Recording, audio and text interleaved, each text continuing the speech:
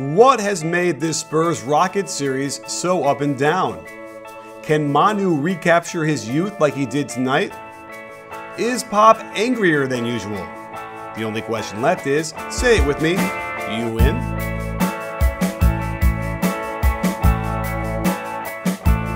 Hey sports fans, Coach Nick here, and welcome to the B-Ball Breakdown Podcast.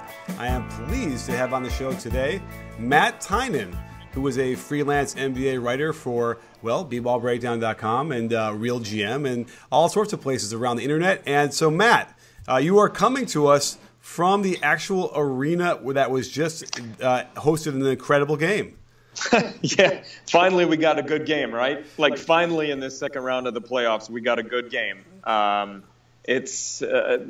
honestly, like looking back at this thing, the Spurs got away with one. They got away with one tonight. So it was a fun game to be at. Fun game to be around the fans. It was an up and down sort of game.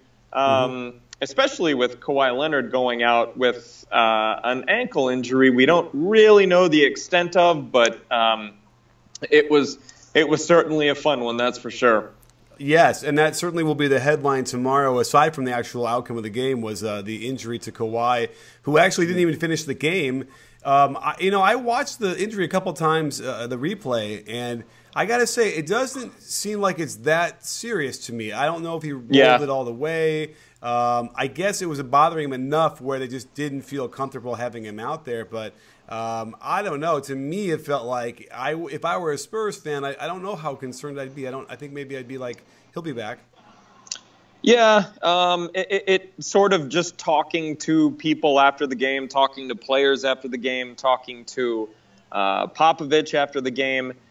They don't sound super concerned, but they do not. Again, they don't know the extent of it. But what Popovich said when I asked him the question was that they just noticed that whenever he was taking shots, he was leaning a lot on one foot and sort of trying to take pressure off of the ankle that he injured, and so they elected to just take him out. Didn't play obviously at all in the overtime period, but players said that he seemed okay after the game. And again, maybe he might be talking maybe right now, but he was in the back. It was going to be a while before he talked anyway, so getting treatment. But generally speaking, I think he seemed okay.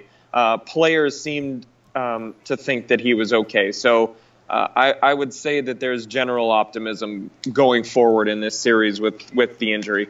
Yeah, I saw Manu talking about it a little bit, and then it almost felt like they're usually so tight-lipped and they never say anything about injuries that just the fact that Manu kind of even had a couple words about how whatever he wasn't sure even just felt like maybe they're not as concerned, but it certainly is something to watch for. It was a weird lineup without him out there down the stretch and into overtime. It really felt like there was no way the Spurs were going to win this game, didn't it? Whenever toward the very end of regulation, I tweeted out, like, it doesn't look like Kawhi is coming back in this game. He's got a towel over his shoulders. He's kind of sulking, like he just looks bummed out, generally speaking. And at that point, you're talking about 5 extra minutes against a Rockets team that can kill you in a heartbeat. So doesn't really feel like a game they should have won. And you look at this, and this is one of those games where the Spurs just pulled it out of their bleep, if you want to talk about it like that, because that overtime period, nobody scored for like 3 or 4 minutes. I haven't looked at the final. Play-by-play, but I do remember looking up at the clock and noticing that it was still 101-101 at right around the 2-minute mark left in the overtime period. So both teams looked tired. Both teams looked like they didn't quite have their legs under them.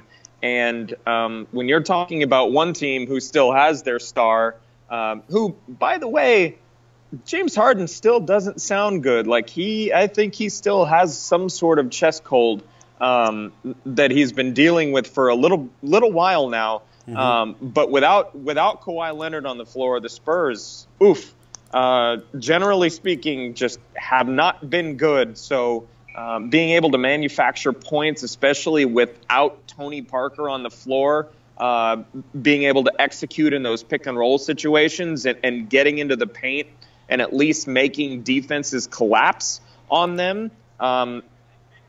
Couple that without having Kawhi Leonard on the floor. That was a difficult situation they had to get over, and they did. Really impressive win by the Spurs tonight. Yeah, and definitely like a gritty kind of. It was weird. The game was very variable, and I think that happens when you're talking about the Rockets, in the sense that they hit threes, they don't hit threes, they go on these streaks. It's really hard to get a nice clean game. We saw that in the first game, but I had thought that in the beginning of the fourth quarter, the Spurs kind of had taken control. They were kind of hammering them on the offensive boards, and they had they got a 2-point lead, or they were kind of building a 4-point lead in there early in the fourth. So what do you think kind of happened? Because then all of a sudden the game got kind of tight again. What's hurting the Spurs the most, do you think? Oh my gosh! I mean, at this point, it's look, the variance of the Houston Rockets game. The fact that when, like you brought up the offensive rebounding, the Spurs have to sort of stay big when the Rockets, without Nene now, are going small a lot more often. And there is a really difficult situation there when you have a team that spreads it out all over the floor, and they run that high pick and roll, and James Harden gets going downhill. Either that or the Spurs switch, and there's a LaMarcus Aldridge, who's pretty good on the perimeter defensively. It's a really difficult situation to deal with for them.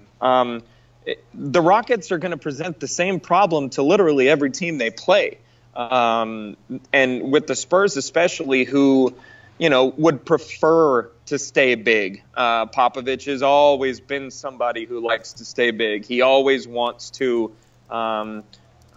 sort of control that area of the court rather than go small. And, one of the things that we saw especially in game 2, he went small. Which is not normally something he does. So the Spurs are in a situation where now that the Rockets are essentially, other than going with a lot of Capella and then obviously Anderson, outside of that, they're having to deal with literally James Harden in a high pick and roll every single play with 4 shooters around him. And it's a very difficult thing for the Spurs to deal with, especially if they want to stay big and keep that advantage on the boards. But that's sort of the battle they have to endure, because if the Spurs want to beat the Rockets in this game, they have to take advantage of the fact that they're bigger and that they can get the offensive rebound, capitalize on the second chance points. But again, what the Rockets did to them in game 4 was, they outmathed them, so to speak. I mean, D'Antoni said it in the post game presser. They got threes. They lived with Aldridge posting up, but the Spurs handled things a little bit differently tonight. They didn't. They hit a lot of shots, but it was, it's tough to say when you look at this and think, I should have a box score in front of me, but I don't. But I think the Rockets were 16 of 47 from 3 tonight. Yeah, 16 of 48. Very good.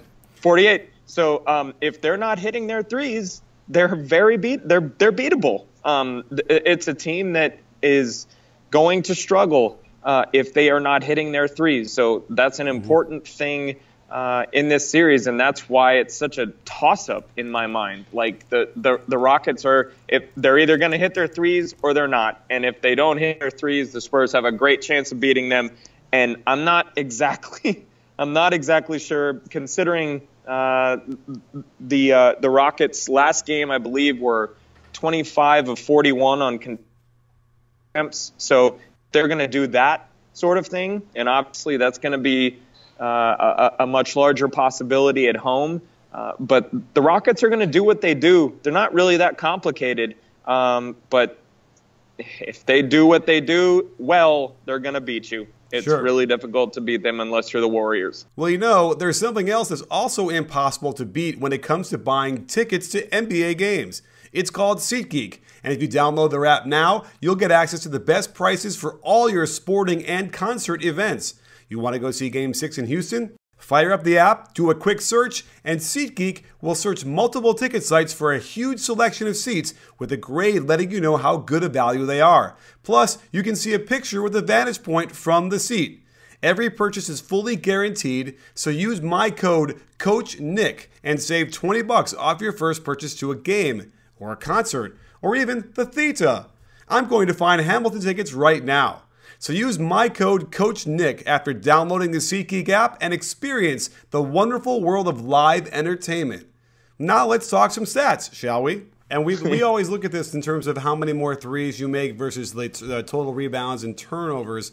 And if you look at the box score, the Spurs out-rebounded them 52-47, and then they only had 7 turnovers compared to 15 for the Rockets. And so the Rockets could then beat them if they make, probably like one more three, right? And that would have been 17 threes versus the 11 that the Spurs made. So we're starting to realize here that, the Spurs can keep within 5 or 6 3-point makes. That's probably a good, barometer for what that's going to happen there.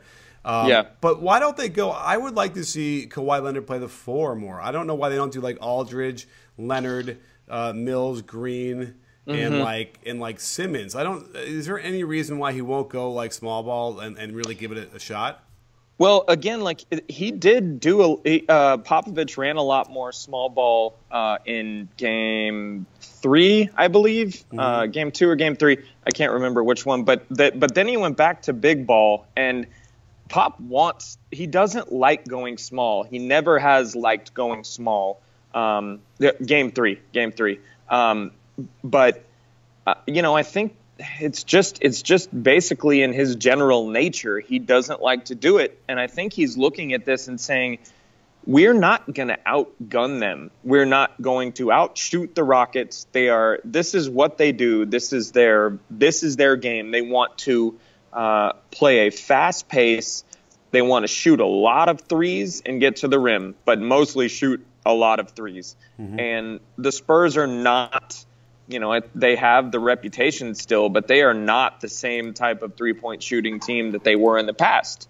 So I think they want to limit the opportunities and do what they can to. And you mentioned they again tonight won the rebound battle tonight, and they want to do that. They want to stay big and force the Rockets, especially Ryan Anderson and obviously Clint Capella, into situations where there might be 2 guys like Gasol or Aldridge pounding the glass offensively, and you don't really see that a lot with the Spurs in recent years, and not even just in recent years, but as long as Popovich has been the Spurs coach, they have never focused on the offensive glass, and they are very clearly doing so right now because they feel, especially with Tony Parker out, and especially because they cannot get the same sort of looks that they do when he's in the lineup by collapsing the defense in the paint, that they're going to crash the glass, and they're going to look to get offensive rebounds and use their bigs and their length to convert second chance points. Sure. And I think they realize at this point they have to do that because they're not manufacturing points the same way they're accustomed to. So they have to pound the glass, and they're going big because of it. If Tony Parker is healthy, I'm not sure they're using the same strategy, but that's where the Spurs are right now. Yeah, I mean, and it's just barely working. I mean, it's the margins. It's barely working. Yeah, right, very small. Also, because if you're going to crash the glass, then you're going to give up those threes in transition, and it's right.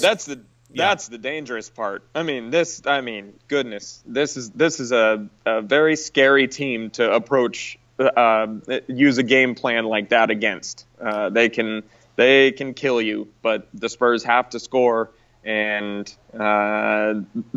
they made a lot of shots tonight.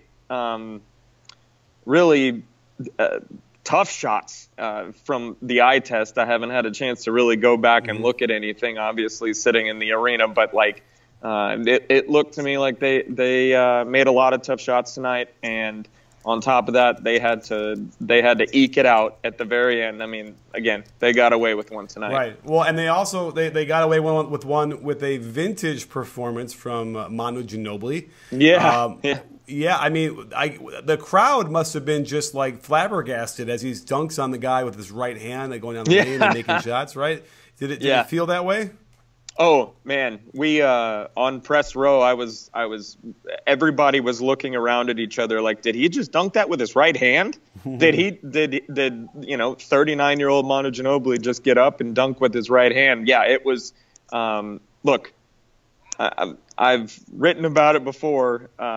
Spurs fans, revere Tim Duncan as the greatest player in franchise history, and obviously he is, but.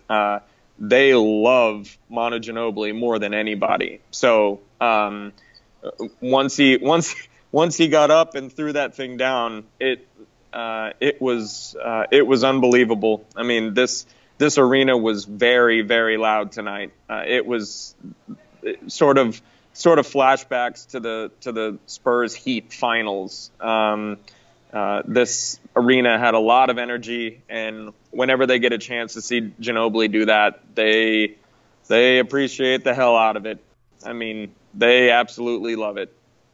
For sure, it was really exciting to watch. I mean, I was vining it myself on Twitter, and everyone was going crazy, just sharing the dunk. And again, he'd been playing so poorly this whole series long that I guess the question is either he was bound to break out of it, or is he going to go right back to where he was after this game? Oh man, who knows? And not even just this series, but he was really, really bad in the first series. I think it was, if I'm not mistaken, he didn't score in 4 straight games. It was at least 3 straight games, but it might have been 4.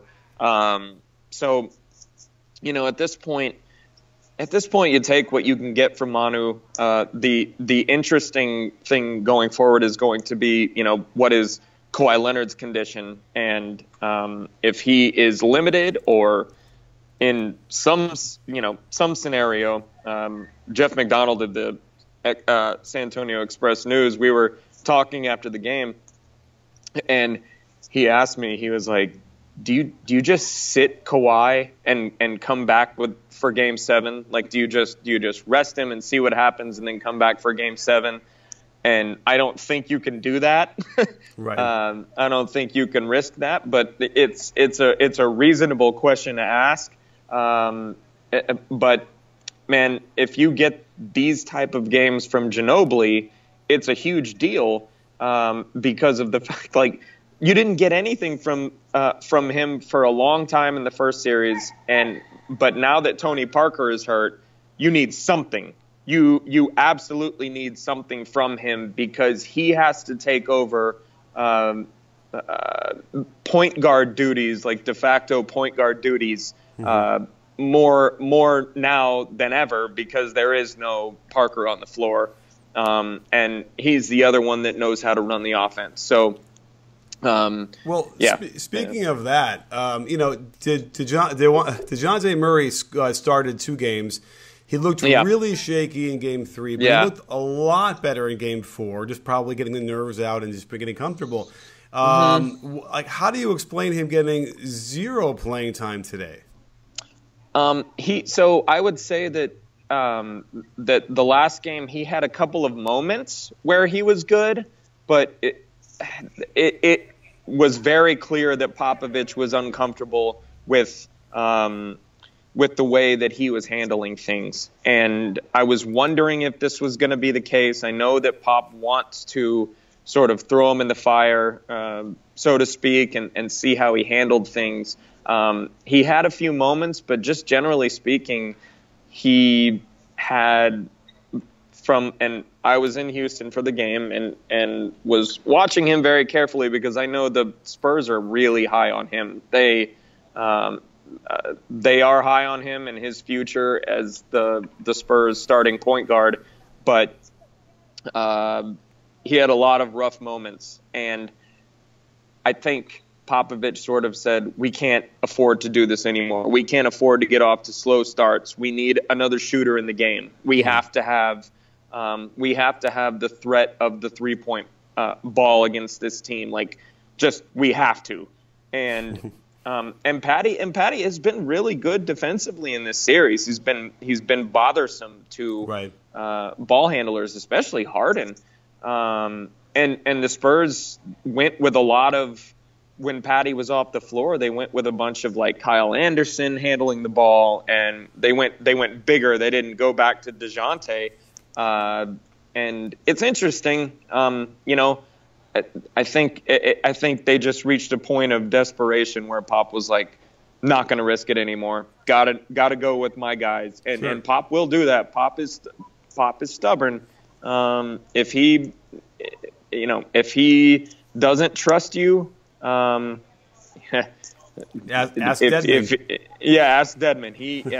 He does not trust Dedman right now, and it's sort of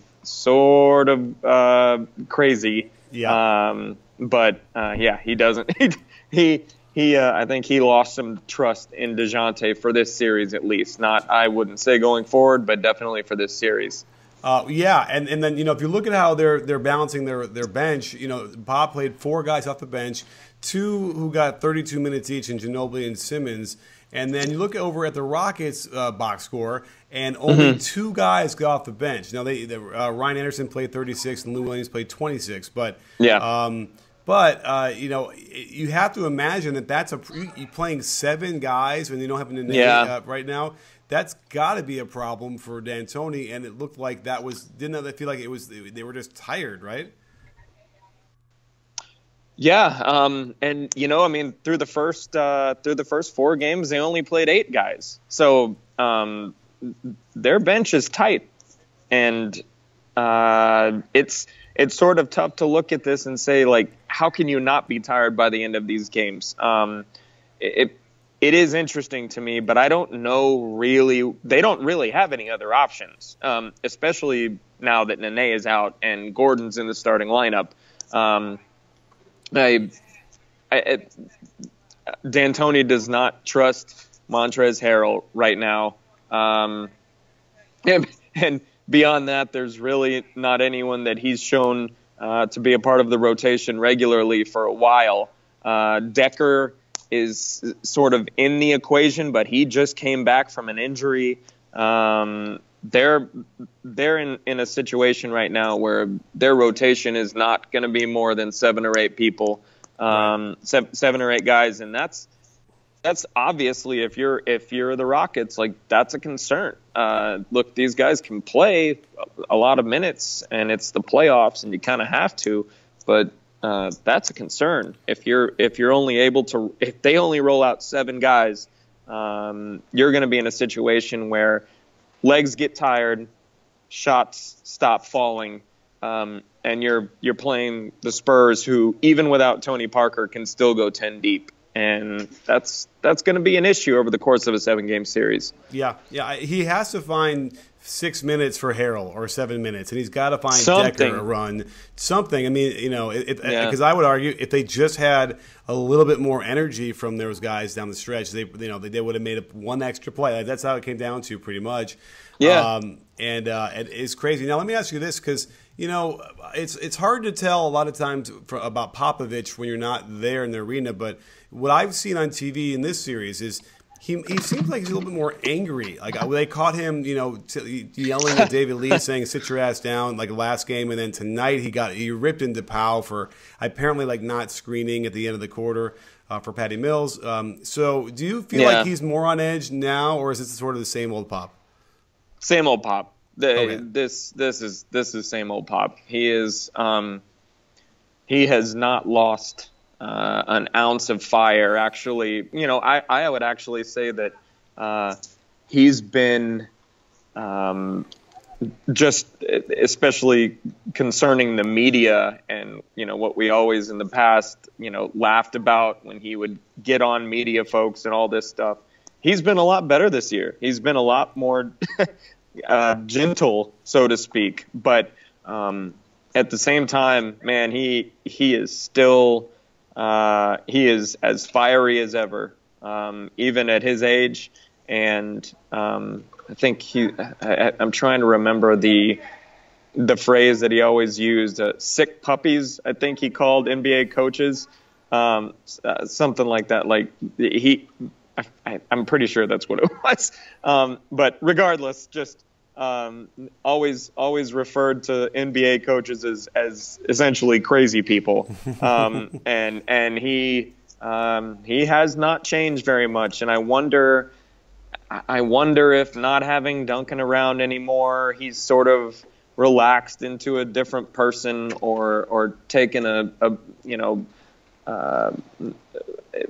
bigger load upon himself to coach up Kawhi and deal with all these young guys. I don't really have an answer for you there, but he does not seem to have lost an ounce of steam. That's for sure. He is still incredibly passionate about his job, and it's pretty obvious when you talk about things like that. Like, and again, you had a better view on the television screen than I did from where I was sitting, but he's still just as passionate as he's always been. It's amazing, especially considering he's 70 or pushing 70. Wow. Well, I just did a video about Kawhi Leonard and his footwork. I'm not sure if you saw it, but certainly, on Twitter, everyone, people have seen it. And now when you're watching the games, everyone's kind of like looking at it a little more carefully, because I was shocked. To me, Manu was the epitome of proper footwork and a very fundamental player. He got away with a couple really egregious ones today. And I'm just wondering, like, has that rippled across? Does people understand like what's going on here? Is that going to be is that an issue with the Spurs side of the ball? Wait, Manu or Kawhi got away? Did I say Manu? I meant Kawhi. Kawhi. Okay, he got away. Okay. I think it's such a lame rationalization, but he's starting to get the superstar type of calls where they don't. I saw what you posted, and he does get away with some interesting footwork, so to speak. I think that, obviously Spurs fans are not going to look at that and think anything of it. They're perfectly happy with him getting away with some of the things that he does, but no, I think that. I think generally speaking, he's obviously fundamentally sound. He's as fundamentally sound as most anyone in the league. Mm-hmm. But he does get away with some sort of elongated, slow motion sort of movements. If that's how I can explain it. Yeah. But those Euros. Yeah. But, it's funny because to me, that doesn't bother me as much when you're coming off the dribble and all that kind of stuff. When he starts to switch the pivot feet, one of them he caught. Oh, yeah. He was near the sideline, he balancing act to catch the ball, and then he lifts that foot up when that was the pivot foot, and he did it on that floater toward the end. Just like happy feet, just slide them around and getting it off. It's interesting. I've leaned over to if I'm watching a Spurs game with my wife, I've leaned over on multiple times and in multiple places and said, Kawhi just traveled all over the place, and got away with it. Because he does a lot of stuff where not only is he isolating, but he's posting up, and he does get, there's a lot of, I really do wonder if it's because there's so much with him, there's so much bully ball contact up top where he's bumping guys off him that it distracts refs from his footwork. I honestly do wonder that. But, who knows? Sure. But he does get a lot of, he does get away with a lot of pivot foot stuff. He gets away with a lot of Euro step stuff. But that guy has improved light years beyond what I thought he was going to be. So even when he gets away with that stuff, it's a lot of fun to watch him. And now he's we'll see what happens with him going forward in this series. We'll see how healthy he is, but no, you're absolutely right. He gets away with some stuff, and I think that's what we start to call, the superstar calls. Sure. Yeah, it's a good sign. It's a good sign for him. And let's wrap up here and talk a little about Game 6 and what we should see for the rest of the series. And how do you feel about them going? Okay, let's just pretend that Kawhi is going to be able to play, and maybe he's not 100%, but he's whatever. How do you feel about the Spurs' chances in Game 6 in Houston? Man, I was talking with some people tonight, and I just don't know. I really do not know. This series has so much randomness. I think that. And I've been in Houston when the Rockets have not had good shooting nights. It doesn't typically, just because they're going home doesn't mean they're going to have good shooting nights. Mm-hmm. And the variance is so high with the Rockets that, look, they could, for the next 2 games, shoot lights out. But now that their rotation is shorter, I am anticipating and this is total conjecture, but from what the players were talking about tonight in the locker room at the podium, that Kawhi will be ready to go for Game 6. So obviously all NBA fans would enjoy that. We don't want to see a game not only without Tony Parker, but also without Kawhi Leonard. But it seems that he's okay. We will see. But it's interesting, and you brought up how short the Rockets' rotation is now, and this series is every other day, and there isn't that 3-day layoff or two full day layoff to recover. And it's going to be interesting to see what they do going forward. Again, like I brought up earlier, the Rockets aren't complicated. They do what they do. They run a high pick and roll, and Harden either gets to the rim, finds Capella for the lob, or finds a 3-point shooter. And the Spurs know that. They have this they have the blueprint figured out. It's just about how the hell do you stop it on most nights. So these little adjustments going forward are going to be interesting. Houston doesn't have a crazy intimidating home court. Most fans don't get there until about halfway through the first quarter in that arena.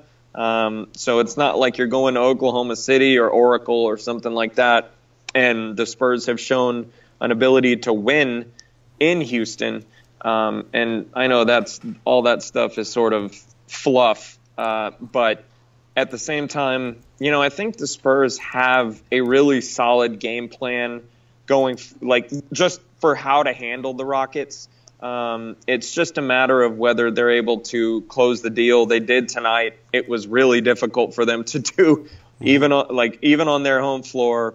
And like I brought up earlier, without Tony Parker being able to break down the defense, they're going to have to hit shots. They're manufacturing a lot of different actions that they don't normally do. Like a lot of different curls coming off of screens, and I know, I mean, obviously Parker does the loop play a lot, that's, you know, one of San Antonio's staples, but they're not able to execute the pick and roll the way they normally do. They can't get a lot of just straight up pick and roll action into the paint, and it makes things difficult when you're not breaking the defense down, and you're having to go with post ups, you're having to go with isolations, you're having to put plays in people's hands that aren't necessarily. I shouldn't even say necessarily. You're having to put the ball in players' hands who aren't nearly as good as Tony Parker at getting into the paint and kicking the ball out and finding shooters. Just not even close. So. Right. It's a difficult situation. The Rockets aren't great defensively. They're okay. They're, you know, sort of middle of the road. But you know, I picked the Spurs to win in 7 games in this series, and I'm sort of thinking that's what it's going to be still. And the Rockets could win in 7, but right. I think this thing is going to be really drawn out. I think we've gotten the blowouts out of our system, so to speak. Matt, thank you so much for joining us today. That was a terrific breakdown of the game, and certainly, yeah, we are looking very forward. I think we're all going to win, no matter who wins or loses these games. We're going to win watching it. Yeah. Let us know where can we follow you on Twitter?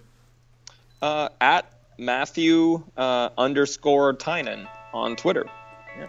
All right, terrific. Great follow. You get all your Spurs news there up to date. And check out, he wrote an article this week for bballbreakdown.com. And again, Matt, thanks for coming on the show and joining us. And don't forget, sports fans, at B-Ball Breakdown, we're not a channel, we're a conversation. You in? Are you in, Matt? I'm in, man.